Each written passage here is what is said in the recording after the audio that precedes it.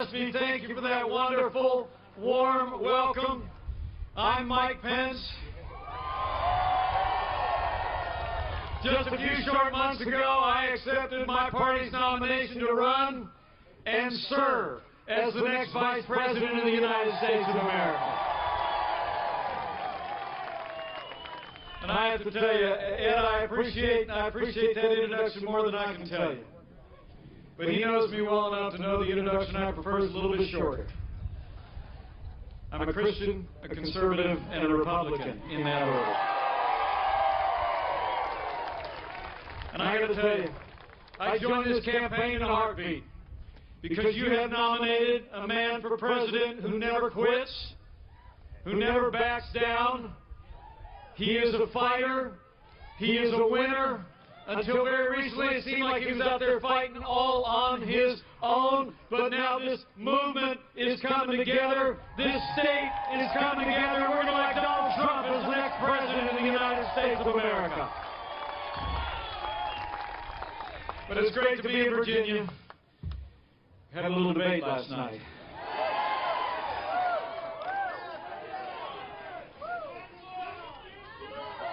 It was at Longwood University, and I was humbled and honored to be there. Donald Trump called me late last night from Nevada to congratulate me on the debate. That really meant the world to me. It truly did. Some people think I won.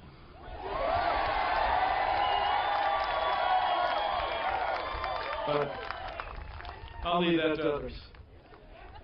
You know, what I can tell you is from where I sat, Donald Trump won the debate. Donald Trump's vision to make America great again won the debate. And when we take that vision to every corner of Virginia and every corner of this great nation, this movement, that man, and that vision are going to win all the way to the White House. You know, I truly do believe Donald Trump embodies the American spirit. Strong, freedom-loving, independent, optimistic, and willing to fight every day for what he believes in, and he's going to make America great again. I promise you that. You know, people ask me sometimes, say, what is it about Donald Trump? And I say, you know, I'm from south of Highway 40 in Indiana. We speak pretty plainly down that way. Got a Hoosier in the crowd. Good to see you. I tell people, I say, what is it about that? I said, Donald Trump just gets it. You with me? I mean, he's a genuine article. He's a doer in a game usually reserved for talkers. And when Donald Trump does his talking, he doesn't go tiptoeing around all those thousands of rules of political correctness that the media puts in the way of men and women that want to make a difference. He speaks from his mind. He speaks from his heart. The American people hear him loud and clear, and they're going to send that man that message all the way to the Oval Office. And the funny thing is, you know, the party in power seems helpless to figure out our nominee. And of course, I'm talking about the media. You ever notice that? I mean, seriously, they all keep telling each other the usual methods are going to work, right? Now we got them. Right, now we found this thing he said. Now we found this thing he tweeted. They think they finally done him in. Then you turn on the television the next morning, and Donald Trump is still standing stronger than ever before and fighting for the American people. It really is fun to watch. You know, the thing about Donald Trump is he's never forgotten. He's never forgotten the men and women who built this nation. People who work with their hands, who grow our food, who build our roads and bridges, who tend to our sick and teach our kids. And Donald Trump, I promise you, will never forget the men and women who serve on the thin blue line of law enforcement all across this state and nation. And they know it. It's probably why the largest police officers union in America, 330,000 strong, the Fraternal Order of Police, endorsed Donald Trump to be the next president of the United States. You know, there's a lot of law enforcement with us today, and I'm honored to be with each and every one of them. It's been a challenging time for law enforcement in this country. Would you mind just taking a minute and showing these men and women in law enforcement just how much we appreciate the job that they do each and every day?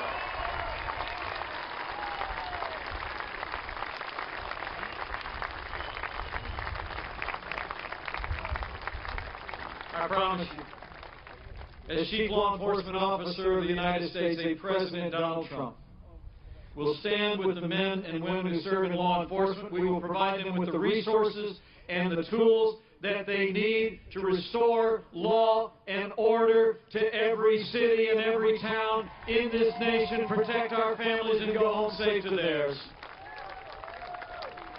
Now, it really is remarkable when you think about the choice in this election. At the very moment when America is crying out for something new and different, the other party has answered with a stale agenda in the most predictable of names. I mean, it really is pretty amazing. At a time when people in both political parties are restless for change, we know we can have government as good as our people again. The other party has nominated someone who literally personifies the failed establishment in Washington, D.C. So, Virginia, can I just ask you to decide here and now, the first stop on my bus tour, that we shall resolve over the next 33 days to not rest, to not relent until we ensure that Hillary Clinton will never be elected President of the United States of America.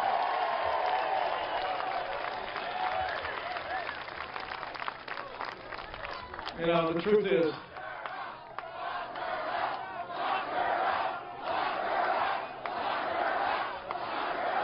the truth of the matter is that this campaign's been amazing to be a part of. I mean, it's like 2-on-1 out there every day with the media doing half of Hillary Clinton's work for her. You ever notice that?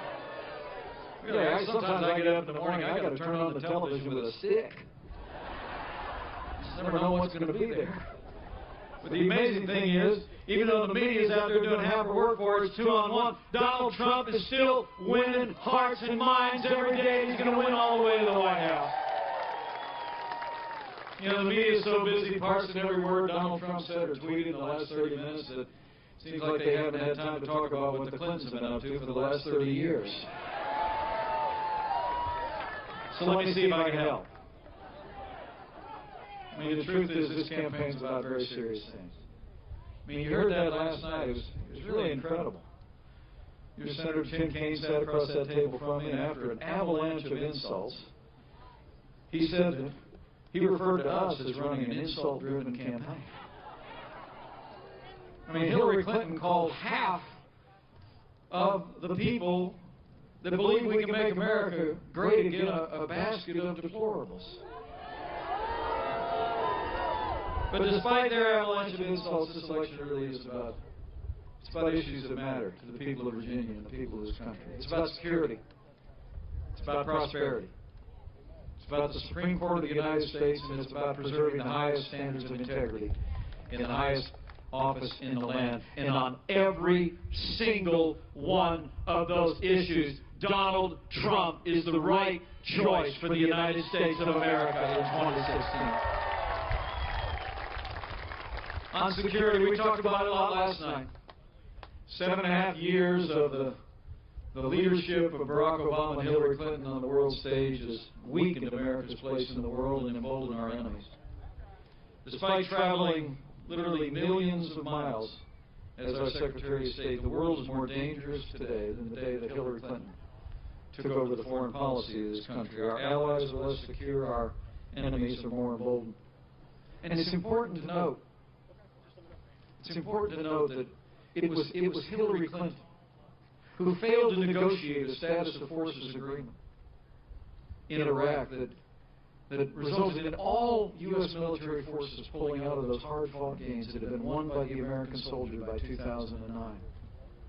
It created a vacuum in which ISIS was literally able to be conjured up out of the desert to overrun vast areas that had been won at great sacrifice by the American soldier.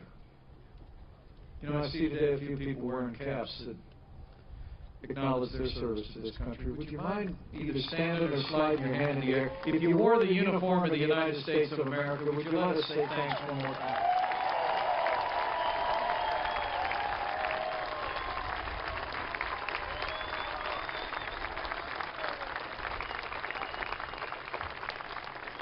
Thank you for your service.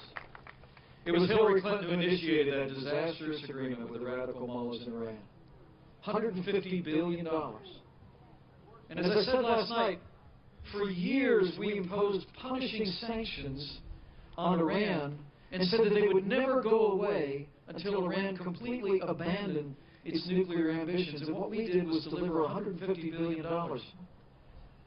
And all we got was a delay of game. Because when the period of the agreement runs out, there's no restrictions at all on Iran development. The leading state sponsor of terror, able to develop a nuclear weapon. And the worst of it was that on the day that Iran released 4 American hostages, this administration, with the full support of Hillary Clinton and Tim Kaine, delivered $400 million in cash on a wooden pallet in a ransom payment to a terrorist-sponsoring state. You know, it really is extraordinary. Now, the White House said it wasn't a ransom, but, you know, the Iranians said it was. And I'll make you a promise, when Donald Trump becomes president of the United States, we're not going to be paying ransom to terrorists or terrorist-sponsoring states. They're going to pay a price. They'll pay a price if they threaten or detain the people of this country. And lastly, you know, it was Hillary Clinton and her State Department who left Americans in harm's way in Benghazi at a State Department facility. Then she told the parents of the fallen, when their hallowed remains arrived at Dover Air Force Base, she told them it was because of a filmmaker in Florida. When she knew full well, she sent an email to her own daughter on the very night of the attack that it was an al-Qaeda-style terrorist attack. When she was questioned on that, she actually said, "What difference at this point does it make?" Well, let me tell you, as the proud father of a United States Marine, let me say this. Anyone who said that, anyone who did that, should be disqualified from ever serving as Commander-in-Chief of the Armed Forces of the United States of America. We cannot have 4 more years. We cannot have 4 more years of apologizing to our enemies and abandoning our friends. For the world to be safe, America needs to be strong. And Donald Trump will lead on the world stage with American strength. We will rebuild our military. We will restore the arsenal of democracy. We will provide our soldiers, sailors, airmen, Marine with the resources that they need to accomplish the mission. And they will hunt down and destroy ISIS and any terrorist organization that threatens our people. That's probably why 160 retired admirals and generals, including 17 Medal of Honor winners, have endorsed Donald Trump to be the next Commander-in-Chief of the Armed Forces of the United States. So this election is about security and real choices, but it's also about prosperity. Now, we heard again tonight, didn't we, or last night, we heard that things have gotten better in the economy in this country. It's incredible. We're in the midst of the slowest economic recovery since the Great Depression. Millions of more people are living in poverty today than the day that Barack Obama became president of the United States. But Hillary Clinton's plan is more of the same. More taxes, more regulation, more Obamacare, more of the war on coal that is stifling the American economy. It really is astonishing. I mean, there's a lot of talk about taxes last night. My counterpart sounded like a broken record over there. And I said to him, all you need to know about taxes in this election is simple. Hillary Clinton's going to raise your taxes, and Donald Trump and I are going to cut taxes across the board for working families, small businesses, and family farms.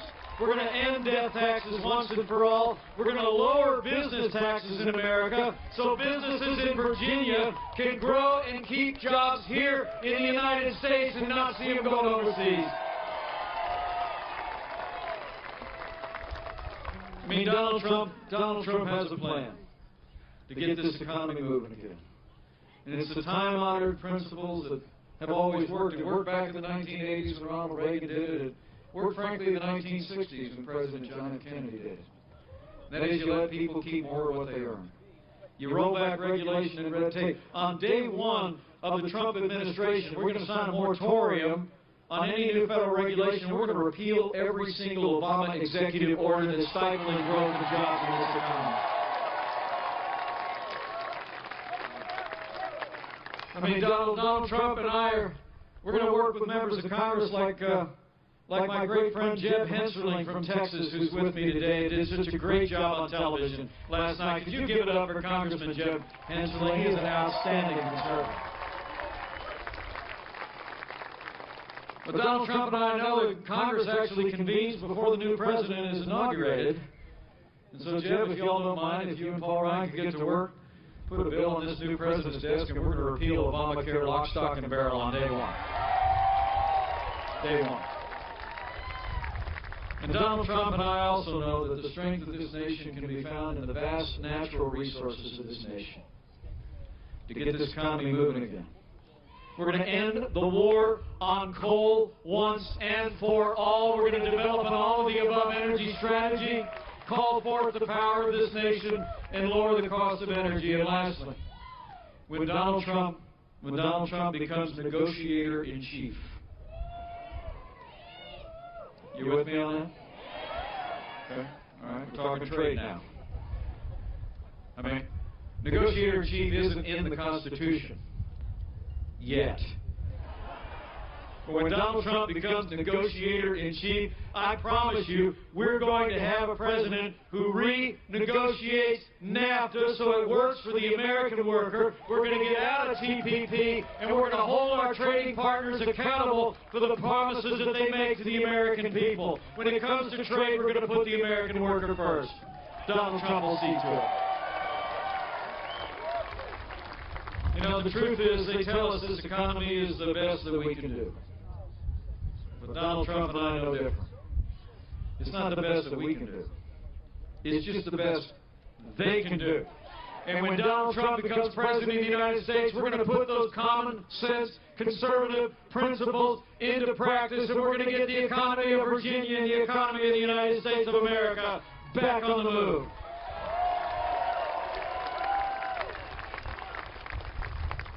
And lastly, before I get to a close, I got to thank you for coming out today. This is such a blessing. I mean, I know I'm not the main event, you know. I'm the other picture on the bus. So give yourselves a round of applause for coming out for this movement today. Will you please? It's very humbling to me. But I hope you leave here today, and I hope you tell somebody. You know, folks, this is really about our country. And so we need you to leave here today, not just having heard a speech on a platform with hay bales in a great Virginia setting. I hope you leave here today and you go find neighbors and friends and you say, oh, I saw Mike. He looked a little tired. But he reminded me, this is, despite all of the distractions that come up in this campaign, it really is about big issues. It's about security, about a stronger America standing tall on the world stage again, right? It's about a more prosperous America that gets this economy moving again for all of our people. But I also want you to tell them that while we're electing a president for the next 4 years, that president is probably going to set the course and direction of the Supreme Court of the United States for the next 40 years. And we better think long and hard about that. Okay? We really do. And I don't think I need to tell the people of Virginia about the Constitution. I don't think I need to talk to people about James Madison. I think I need to tell you about the miracle of that document and the God-given liberties that are enshrined there. I got to tell you, whether it's our freedom of speech, our freedom of expression, our freedom of the press, our freedom of religion, whether it be the right to keep and bear arms of law-abiding citizens, whether it be all the God-given liberties enshrined in our Constitution, let me just say this. We have to decide, here in the home of James Madison, in the great Commonwealth of Virginia, we have to decide here and now, for the sake of our Constitution, for the sake of the rule of law, for the sake of all of our God-given liberties, that the next President of the United States to make appointment to the Supreme Court will be President Donald Trump. Donald Trump will appoint justices to the Supreme Court who will uphold our Constitution in the tradition of the late and great Justice Antonin Scalia. They will interpret the Constitution and uphold our laws. They will not legislate from the bench. They will be strict constructionists, and the American people will be proud. So it's about security, it's about prosperity, and it's about our Supreme Court, but it's also about having the highest standards of integrity in the highest office in the land. I mean, truthfully, you look at the avalanche of controversies coming out of the Clinton years, and it's almost hard to keep up. We talked about it last night. We talked about the fact when Hillary Clinton was serving as the third-ranking constitutional officer in our government, Secretary of State of the United States, she had a private foundation that accepted contributions from foreign donors and foreign governments. And then she had a private server, presumably so communications about what she was doing there would not be susceptible to public disclosure and public accountability. We'll never know because we're still waiting on those 33,000 emails that she hasn't revealed. And when you're talking about that server, I actually said this last night. I mean, she had a private server where she had classified information, including emails about drone strikes, military operations, even emails from the President of the United States. Classified information that was put on a private, unsecured server that could be susceptible and vulnerable to hacking and exposure to the enemies of this country. And I got to tell you, as I told Senator Kaine last night, if either of our sons in the military handled classified information the same way Secretary Clinton did, they'd be court-martialed. I mean, that's the hard truth of all this. And the American people are tired of it. I mean, the whole point is that they've said now that they won't accept contributions from foreign governments and foreign donors if she becomes President of the United States because it would be a conflict of interest. But it would be a conflict of interest when you were President of the United States. How is it not a conflict of interest when you were Secretary of State of the United States of America? The truth of the matter is you're looking at pay-to-play politics. And it's exactly the kind of pay-to-play politics that's going to end the day that Donald Trump becomes President of the United States. I'll make you a promise. The day Donald Trump walks into the Oval Office, the days of the rigged system for the favored few are going to come to a crashing end. When he becomes President of the United States, his only special interest will be you, the American people. And he's going to fight for you and for the people of this nation each and every day as our great President. So security and prosperity and the Supreme Court and high standards of integrity. That's what this election is about. I don't know what issue that'll be fluttering on the news tonight. I don't have any idea. It'll be something. But when you leave here, I hope you go tell somebody. I ran into Mike and he said this is what this is about. I expect it's why you're here. It's why the enormous throngs of everyday Americans coming out all across the country for Donald Trump are coming out. He's always the first one to say to me when we campaign together, we'll look out of the car window and he'll say to me, you know, this isn't about me and it's not about us. He said, this is a movement of the American people. And we'll go But now when you go, I want you to do two things. I want you to tell people about the choice, all right? We tried to do that last night, right? A little point, counterpoint, right? But I also hope you'll tell people that in Donald Trump, and yours truly, you've got a couple people that will always believe that there will always be more in this country that unites the people of the United States than will ever divide us. And it has a lot to do with faith. First, it's faith in this thing we call the American dream. It really is. I believe in it. Donald Trump believes in it because, to be quite honest with you, we lived it. I mean, if you think about it, his grandfather immigrated to this country. My grandfather immigrated to this country from Ireland. His dad was a self-made man who built a business with his own hands in Queens. And my dad followed work down to a small town in southern Indiana, built a small gas station business with my mom. He's a self-made man. Donald Trump and I are both raised to believe that to whom much is given, much will be required. And so for him, that meant the kid from Queens went to Manhattan Island and started to build the big buildings, right? And for me, it was the calling into public service. You know, I always tell people, really, if you think about it, I mean, other than a whole bunch of zeros, Donald Trump and I have a whole lot in common. A lot of zeros. And that's a belief in the American dream. Because we lived it. We lived it. It's a simple belief in America that's new every time we consider it, but different from much of the history of most of the world. That here in America, regardless of race or creed or color or gender, anybody can be anybody.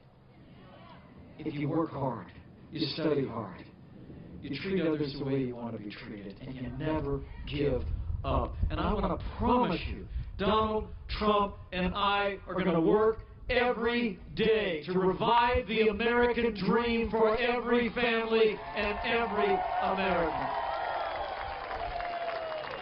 It's about faith in the American dream. And lastly, it's about that faith. It's about that faith that's always underpinned America.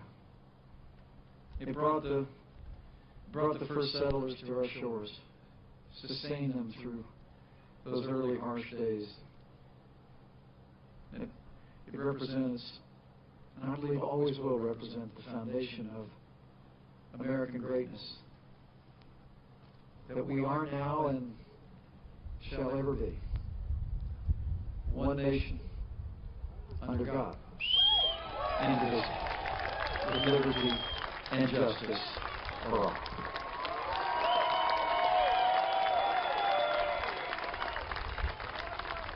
So the choice could not be more clear.